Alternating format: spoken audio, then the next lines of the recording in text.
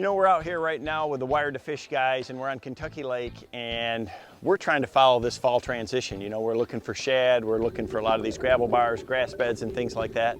But when you're watching this, you're sitting at home, probably watching the snowflakes fly and thinking about springtime and you know, that early season fishing. And you know, one of the things that I really like to do is I love to get out there early. You know, it's the time of the year when the fish really get grouped up.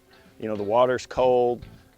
You know, they can be in a big school, and you can catch some of the biggest fish of the year. So I still like to power fish. You know, I mean, some people think that when it's real cold, you got to slow down and you got to fish deep, and that's not necessarily the case. You know, the one thing that I've learned is that I can really apply a lot of those same techniques. So my favorite lures for fishing, you know, that winter period and the early spring period are still crankbaits. You know, I mean, yeah, I'm gonna have a jig, I'm gonna have a swim bait, I'm gonna have a lot of other things ready to go, but to cover water and find bass, you really gotta have 3 lures, and I'm gonna show you 3.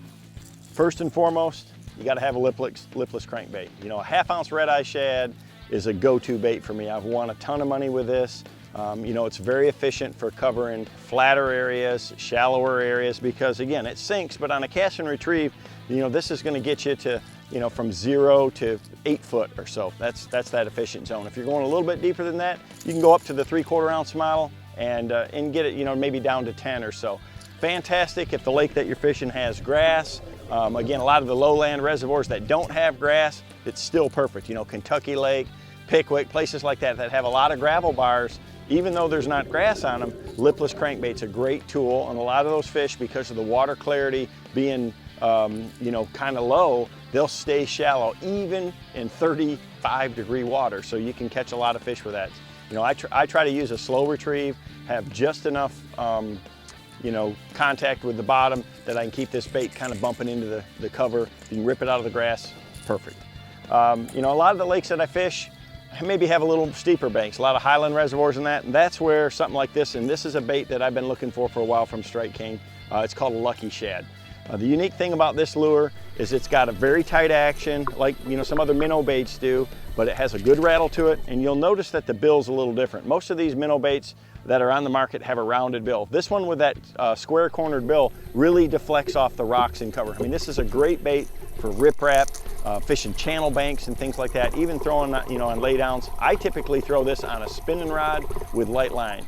8 or 10 pound test. That's what gives it the liveliest action. Another thing with this bait is it's designed to almost suspend. In cold water, this bait will suspend. In warmer water, it has a slow rise to it.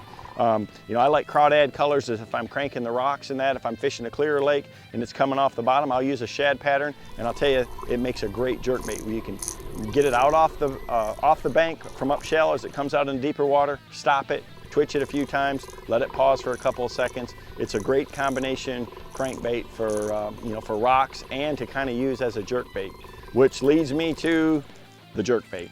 And you know, the big thing that I'm really looking for this time of the year is what the fish are really keying on. I mean, if they're on the bottom eating crayfish, it's hard to beat that red-eye shad or something like that lucky shad, a crankbait that's getting down there banging into the rocks. If you're seeing a lot of gulls around, you're seeing bait, you know, shad dying on the surface, you know that the bass are going to be suspended, and that's where suspending jerk bait like this Strike King KVD jerk bait really come in. You know, I love this one right here, this crystal shad color. If the water has some clarity to it, if it's a little more stained, you can use, you know, chartreuse sexy shad, something like that.